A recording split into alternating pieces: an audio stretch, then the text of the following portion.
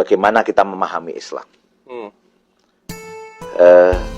Kita semua harus masuk pada ranah bahwa Islam itu adalah agama yang sempurna. Al-yauma akmaltu lakum dinakum wa atmamtu alaikum nikmati wa raditu lakumul Islam. Pada hari ini telah kusempurnakan untukmu agama dan telah kucukupkan nikmatku bagimu dan telah kuridhoi Islam sebagai agama. Ini adalah dalil yang menjadi penguat atau menjadi dasar bahwa Islam itu sempurna. What is sempurna? Pertanyaannya itu kan. Sempurna itu berarti dia bisa menjawab semua aspek kehidupan. All in. Mau yang kecil sampai yang besar, semuanya Islam punya jawaban, Islam punya konsep, Islam punya gagasan, Islam punya pedoman. Nah gitu kira-kira.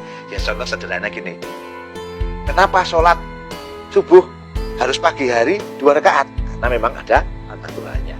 Kenapa kok sholat isya malam hari jam sekian atau aturannya sekian 4 rakaat? 2 takbiratul ihram, kemudian tasahud awal, 2 takbiratul ihram, tasahud akhir. Karena aturan menurut Al-Quran, As-Sunnah adalah seperti itu. Kan gitu ya? Kenapa kita ambil itu sekarang? Kenapa hari ini kita puasa? Karena kita diwajibkan oleh Allah untuk berpuasa, gitu ya. Nah, ini kan selalu kita pahami itu. Ruang-ruang ibadah mahdhuf ini rata-rata banyak masyarakat memahami. What is ibadah mahdhuf? Ibadah yang langsung connect pada Gusti Allah, pada Allah Subhanahu wa taala. Salat, puasa, gitu, zakat, haji itu langsung connect pada Allah Subhanahu wa taala. Nah, yang banyak tidak dipahami oleh masyarakat kita itu ruang-ruang hukum yang non ibadah mahdhuf. Bagaimana hubungan manusia dengan sesama manusia, ekonomi, muamalah, politik, pidana, itu yang semakin terjauhkan dari tergerus. Nah, yang kita bincangkan hari ini itu kan ruang, kalau saya menyebut 2 hal, aspek politik dan aspek ekonomi politik. Baru 2 nih. Kenapa tadi saya mengatakan dulu? Ada alasannya. Silahkan nanti searching Visi Indonesia Emas 2045. Download, akan ketahuan nanti. Maknanya apa saya katakan? Ini berarti pertumbuhan ekonomi yang luar biasa. Ini sudah luar biasa loh ya. Itu hanya dinikmati oleh segelintir kalangan.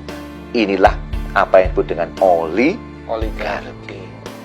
Dan memang inilah pola pembangunan dengan pola kapitalisme. Dia besar sekali, tapi yang menikmati siapa kan pertanyaan gitu. Menikmati siapa ya? Itu yang menikmati yang segelintir kalangan ini tadi, yang pemilik modal. Inilah namanya ideologi kapitalisme. Pertanyaannya, emang salah ideologi kapitalisme? Salah. Kenapa salah? Karena itu bertentangan dengan Islam. Kalau Mas Wahyu nggak sholat, masalahnya di Mas Wahyu sendiri. Tapi kalau kebijakan ini diterapkan, yang merasa terdolimi, yang merasa kena masalah tidak hanya 1 orang, tapi apa? 257 juta penduduk Indonesia. Ini persoalan. Sehingga saya katakan apa? Kemaksiatan pada ibadah mahdhuf persoalan pada diri pribadi. Tapi kemaksiatan pada ekonomi politik itu terkena pada hampir sebagian besar masyarakat. Ini baru 1 bagian loh saya baru katakan ya. Nah inilah bertentangan. Kenapa kok bisa begitu? Karena dalam pandangan Islam nggak boleh begitu. Dalam pandangan Islam, harta-harta milik umum, migas, tambang-tambang besar, minerba, kekayaan laut yang luar biasa, ya toh? Emas, itu dalam kategori Islam adalah hajat hidup orang banyak, masuknya milkiyatul ammah. Milkiyatul ammah itu haram diserahkan pada segelintir orang, swasta dalam negeri maupun swasta asing. Ini yang kesalahan, nggak boleh itu. Makanya dalam Islam ada 1 ayat yang menarik. Wa may yabtaghi ghairal islami dinan. Barang siapa mengambil adin. Adin itu ini agak rumitnya dalam konteks terjemahan itu agama. Padahal dalam konteks yang sesungguhnya adin itu bisa bermakna mabda atau ideologi, Jalan bisa hidup. bermakna jalan hidup, way of life, Ya.